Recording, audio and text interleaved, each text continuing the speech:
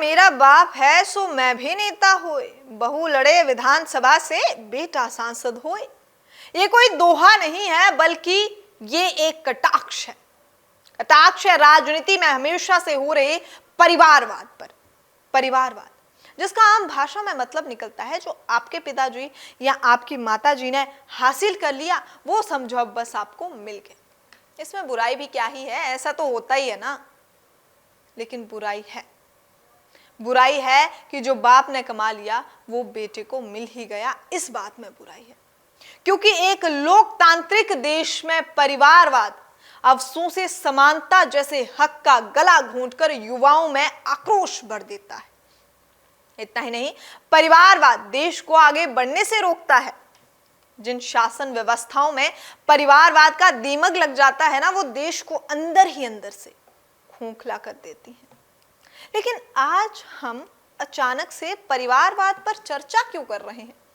आज परिवारवाद पर हम और आप इस बात पर इसलिए चर्चा कर रहे हैं क्योंकि भारतीय जनता पार्टी, जिसे आमतौर पर भाजपा या फिर आजकल भगवा पार्टी के नाम से भी जाना जाता है, तो भारतीय जनता पार्टी ने राजनीति में बढ़ रहे परिवारवाद पर लगाम कसने के लिए निर्णय ले लिया है कि नेताओं या उनके परिवारों में से किसी एक को ही टिकट दिया जाएगा।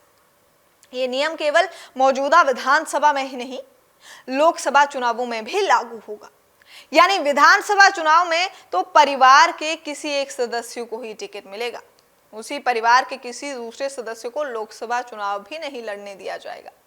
लेकिन प्रश्न ये उठता है कि भारतीय जनता पार्टी में तो खुद ही कई ऐसे नेता हैं जो परिवारवाद से बचे नहीं हैं। कहीं परिवार के 2 सदस्य एक साथ विधायक हैं, तो कहीं एक विधायक है और दूसरा सांसद की कुर्सी पर बैठा हुआ है।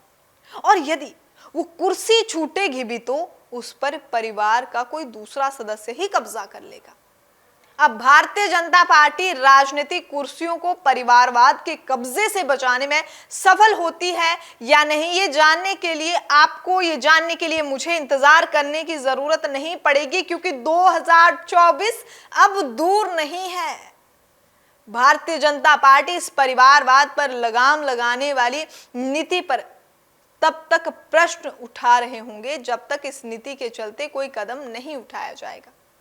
आपको यह भी बता दें कि भारतीय जनता पार्टी पहले भी एक नीति को लेकर आई थी जिसमें पार्टी नेताओं की उम्र की सीमा तय की गई थी, लेकिन वो नीति बस कागज में ही लिखी रह गई। क्योंकि आज भी भारतीय जनता पार्टी के कई बड़े नेता, उनकी उम्र हो चुकी है और उम्र हो जाने के बाद भी पार्टी में वो कार्यभार संभाल रहे हैं। चलिए मान लेते हैं कि इस नीति पर चाहे कुछ काम नहीं हुआ हो, लेकिन कम से कम पहली बार किसी पार्टी ने ये बात तो मानी कि जब आम आदमी को 60 वर्ष की उम्र के बाद रिटायर कर दिया जाता है तो नेताओं को भी रिटायर कर देना चाहिए। उस उम्र के बाद उन्हें घर बैठना चाहिए।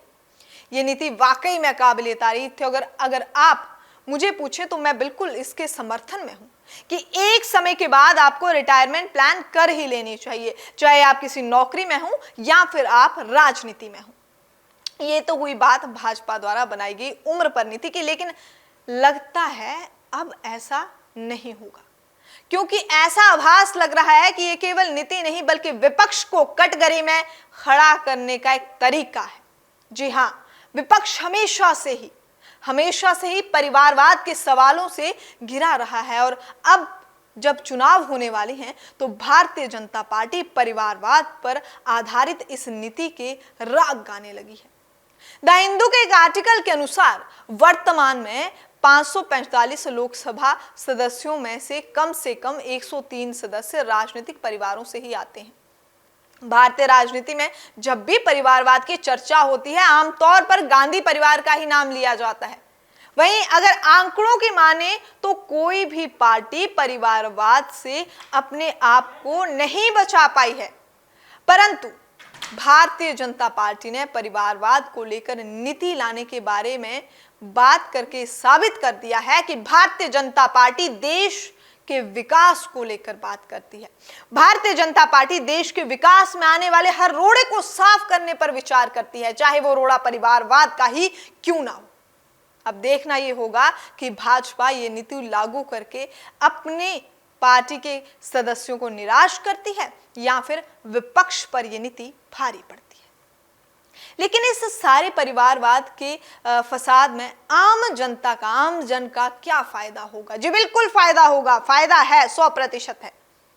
अगर नीति सही से लागू हो गई तो सच में परिवारवाद पर यह एक करारा चमाटा होगा जिसकी गूंज सदियों तक याद रखी जाएगी। और भारतीय जनता